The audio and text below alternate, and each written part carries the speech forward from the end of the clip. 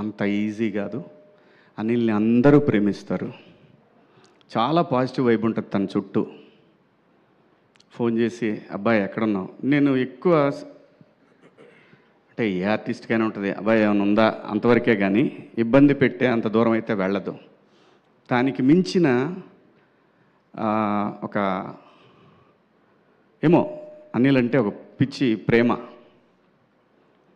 అంతేగాని అబ్బాయి ఎట్టి పరిస్థితుల్లో మనం సినిమా, నాతో ఒక సినిమా చేయి, ఇట్లాంటి కన్నా కూడా దాన్ని మించినటువంటి ఏదో ఒక తెలియని ఒక బ్లడ్ రిలేషన్ మాదిరి అనమాట. పైగా తను ఎప్పుడూ ఇబ్బంది పడొద్దు అని ఎక్కువ కోరుకుంటాను. తన సక్సెస్ని డెఫినెట్గా మా అనిల్కి తెలుసు. తన పబ్లిసిటీ అనౌన్స్ చేసిన దగ్గర నుంచి నేను బలంగా కోరుకుంటా, ఎట్టి పరిస్థితులు ఎక్కడా కూడా ఒక నెగిటివ్ థాట్ రాకూడదు ఎవరికి కూడా అనేది. ఎందుకంటే తనంత మంచివాడు కాబట్టి, లేకపోతే రాదేమో. తనంత మంచివాడు, మంచి టెక్నీషియన్, మంచి టాలెంటెడ్. బాస్కి ఆల్ టైమ్ రికార్డ్ ఇచ్చాడంటే సామాన్యమైన విషయం కాదు. అలాగే ఇంకా చాలా హిట్లు ఇస్తాండి. ఈవి గారు, మీరు కృష్ణారెడ్డి గారు ఎలాగైతే వాళ్ళు ఫీల్డ్లో ఉన్నంతవరకు ఎలా హిట్లు కొట్టారో, ఖచ్చితంగా నాన్ స్టాప్ హిట్లు ఖచ్చితంగా కొడతాడు. మనం చూస్తాం భవిష్యత్తులో. నేను అనుకుంటున్నాను, ఎందుకంటే అట్లా లోపలికి వస్తున్నప్పుడు అక్కడ ఫోటో ఉంటుంది అనిల్ది, కింద చాలా ఫోటోలు ఉన్నాయి, కానీ ఆ ఫోటోలు చూసినప్పుడు అనిపించింది అబ్బాయి ఎప్పుడో హీరో అవుతాడు అనుకున్నా. అన్న ఇక్కడ ఎవరు ఏం మాట్లాడుకున్నా, ఎవరు ఏం కావాలనేది కళామ తల్లి నిర్ణయిస్తుంది.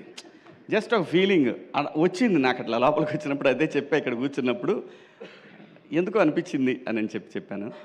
ఖచ్చితంగా అవ్వాలండి. వాళ్ళ తమిళ్లో అందరూ డైరెక్టర్లు చాలామంది హీరోలుగా చేస్తున్నారు, ఎందుకు అవ్వకూడదు? అయితే తప్పేంటి? ఆర్టిస్టులు డైరెక్టర్లు అవ్వచ్చు. రామారావు గారు hero, director, producer, makeup man, ఎన్ని చేశాడు రామారావు గారు. ఇచ్చేయి సినిమా రీమేక్ కూడా చెప్పాను ఇందాకనే. ఇచ్చేసాయి. అలీ గారు ప్రొడ్యూసర్గా. అమ్మ హీరో ఎవరో చెప్పను, ఎందుకంటే మళ్ళీ ఇప్పుడు జిద్ద మొదలు పెడతారు, లేనిపోయింది మనకి వాళ్ళ. సో థ్యాంక్ యూ అండి. నా సినిమా గురించి మాట్లాడేదాన్ని నేనైతే మాత్రం ఒకటి గ్యారంటీ చెప్పగలను. నేను నిర్మాతగా నాకు బాపినీడి గారు ఒక బాధ్యత అప్పచెప్పారు. కథ విని సాయి గారు వాళ్ళ టీం ఒక బాధ్యత అప్పచెప్పారు. ఇది నా సొంత డబ్బులు పెట్టి తీసినటువంటి తాజ్మహల్ కన్నా కూడా నాకు చాలా ఇంపార్టెంట్ ఈ సినిమా. నేను ఖర్చు దగ్గరైనా, మేకింగ్ దగ్గరైనా, ఎక్కడైనా సరే వాళ్ళు నాకు బాధ్యత అప్పచెప్పిన దాన్ని నేను ఒక టీచర్లాగా బిహేవ్ చేశా. ఖచ్చితంగా అందులో డౌట్ ఏం లేదు. ఏ విషయంలోనైనా, ఏ సీన్ అయినా ఒకవేళ బాగాలేదు తీసిందంటే మళ్ళీ తీయాల్సిందే. అలా కూడా తీసాం.